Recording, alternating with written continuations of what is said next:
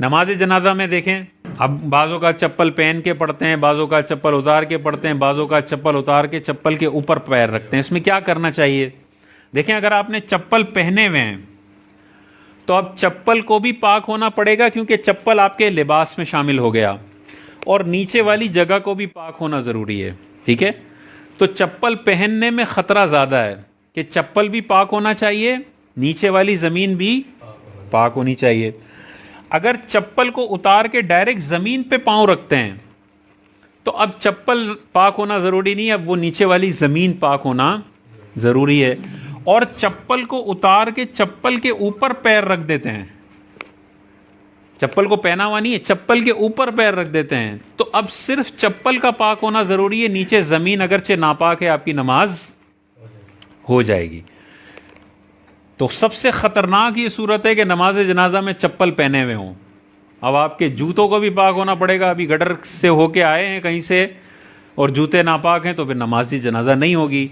और नीचे वाली ज़मीन का भी पाक होना पड़ेगा, पाक होना ज़रूरी है। और अक्सर ये ग्राउंड वगैरह में होती है जहाँ नीचे खाद होती है।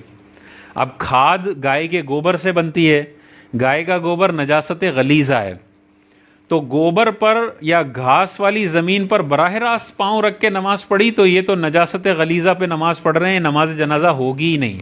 तो उसमें बेस्ट ये है कि आप जूते के ऊपर पैर रख लें। नीचे भले खाद वाली ज़मीन है, वो नापाक है, लेकिन अगर आपने खाद वाली ज़मीन पे कोई कपड़ा लगा दिया, कोई जूता लगा दिया और जूते के ऊपर आप पाँव रख रहे हैं, अब जूते का पाक होना ज़रूरी है। तो जूता अगर सूखा जूता है और आपने कहीं गटर से गुजारा नहीं है उस जूते को, साफ़ सुथरा जूता है, तो फिर जूते को आपने पाक मानना है और उसमें फिर आपकी नमाज हो जाएगी। तो नमाज जनाजा जब भी पढ़ें आप चप्पल के ऊपर। और अगर मिसाल के तौर पे वो सीमेंट वाला फ़र्श है तो अब एहतियात ये है कि चप्पल साइड में रखें और ज़मीन पर नंगे पैर पढ़ लें, क्योंकि चप्पल के मुकाबले में अब ज़्यादा सेफ़ ये सीमेंट वाली ज़मीन है कि ये सूख के पाक हो जाती है, चप्पल सूख के पाक नहीं होता। तो बेस्ट फिर ये है कि करें। लेकिन खाद में पढ़ रहे हैं, घास में पढ़ रहे हैं, तो फिर चप्पल के ऊपर पैर रखें। हैं? हाँ, कपड़ा नापाक जगह पे अगर आपने बिछा दिया तो उसमें आप नमाज पढ़ सकते हैं, चाहे नीचे नापाक जगह हो। लेकिन यह है कि वो गीली जगह ना हो। अगर नीचे वाली जगह गीली है कि ऊपर कपड़ा बिछाएं तो वो कपड़ा भी गीला हो जाएगा। तो अब तो नापाकी इधर से शिफ्ट होके इस पे आ गई, तो अब तो ये भी नापाक हो गया, ये नहीं हो। हाँ, ये सूखा हुआ है और नापाक है, इसके ऊपर आपने मुसल्ला बिछा लिया तो ये पाक ही रहेगा और आप पाक के ऊपर नमाज पढ़ रहे हैं, आप नापाक पे नमाज नहीं पढ़ रहे हैं। उसको नमाज जनाजा में अगर शिरकत करनी हो, टाइम नहीं है और उसको ये भी नहीं पता कि वो नीचे से पाक है या नहीं। देखें, जूते के बारे में आप सिर्फ शक की वजह से उसको नापाक नहीं कह सकते, ठीक है ना। कोई भी चीज़ शक से नापाक नहीं होती। मुझे पता नहीं है कि जूता मेरा पाक है या नापाक है, तो 100% पाक मानना वाजिब है।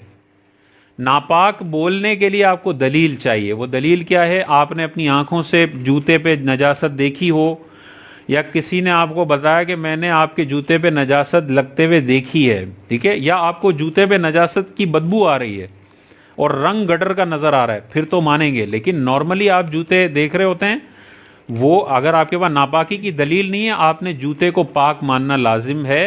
बग़ैर दलील के हम चीज़ें नापाक नहीं मानेंगे, वरना तो दुनिया की हर चीज़ मशकूक हो जाएगी। ये हैंडल भी मशकूक हो जाएगा, पता नहीं किसी ने नापाकी की हालत में पकड़ लिया हो। जो पब्लिक टॉयलेट्स में जो गेट होता है खोलने के लिए, उसमें लोग शक में मुब्तला हो जाते हैं, पता नहीं मेरे से पहले कोई चरसी आया हो, उसने पेशाब वाले हाथ लगा दिए हों। नलका होता है, लोटा होता है, कोई तवहुमात की ज़रूरत नहीं है। हाँ, पीले पीले छींटे नज़र आ रहे हैं फिर ठीक है, लेकिन बाकी 100% दुनिया की चीज़ें पाक हैं। नापाक बोलने के लिए आपको सॉलिड प्रूफ चाहिए, वरना कोई चीज़ नापाक नहीं है। ये सारी टेंशनें दूर हो जाती हैं।